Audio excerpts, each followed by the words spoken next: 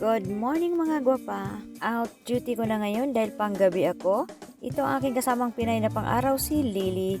Ayan, lagi niyang binababad ang mga bedsheet, mga tuwalya, mga damit para pumuti bago ilagay sa laundry. So, kailangan ko nang mag-tap ng aking ID. Nilagyan na ng pangalan ng aking ID. Ayan.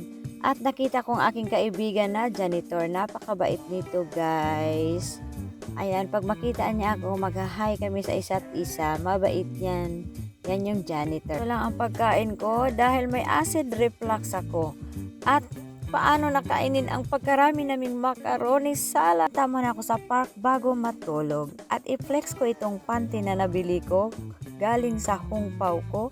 2 panty ang binili ko. Now, mag-walking like a model muna tayo at mag-exercise para ma-relax ang ating utak. Dahil kasasahod lang at wala ng pera.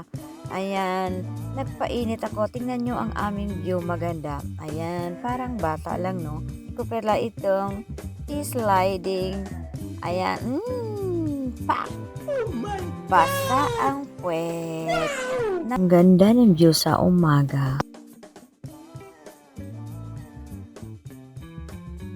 Don't like me? Fuck off. Problem solved.